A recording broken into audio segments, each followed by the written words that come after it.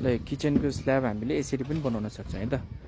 योमा हामीले के गर्यौँ भने जुन हाम्रो मेन वाल छ नि, मेन वालमै हामीले यो स्ल्याब टेकाएका छौँ है त। सबै मेन वाल हो होइन। त्यो मेन वाल जुन हाम्रो 9 इन्ची वाल छ त्यसलाई हामीले 30 इन्ची लगायौँ होइन। त्यसपछि हाम्रो यो किचनको गहिराइ 2 फिट हुन्छ है। त्यसपछि हाइट 32 इन्ची हुन्छ होइन। त्यो भएर 30 इन्चीको वाल लगायौँ, फर्मा ठोक्यौँ होइन। अनि डन्डीको काम गरेर 2 इन्चीको ढलान हुने हिसाबले यसरी हामीले काम गरेका छौँ है। यसरी तपाईँले किचनको स्ल्याब बनाउनु भयो भने तल एक्स्ट्रा वालहरू कहीँ पनि चाहिँदैन होइन। तपाईँले सिधै त्यही हाम्रो मेन वालमै किचन टिकाउन सक्नुहुन्छ होइन। यसरी बनाउनु भयो भने यो दह्रो पनि भयो, बलियो पनि भयो होइन। एउटा तरिका हो यो पनि गर्ने होइन।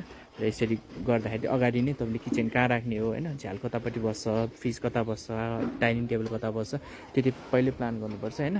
त्यो प्लान गरेर मात्र यसरी तपाईँले काम गर्न सक्नुहुन्छ है त। त्यो एउटा तरिका हो होइन।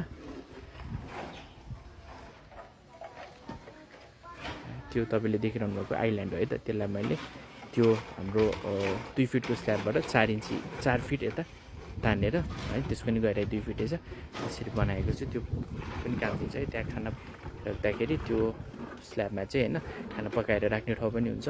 अर्को मान्छेले त्यहाँनिर कटिङ होइन प्रिपेरेसन गर्नलाई पनि प्रयोग गर्न मिल्छ। 1-2वटा मान्छेले किचन प्रयोग गर्नाले एकजनाले भाँडा माझ्छ, त्यहाँ खाना पकाउँछ होइन। अनि त्यहाँ कटिङ गर्नलाई पनि प्रयोग गर्न दिइसक्यो होइन।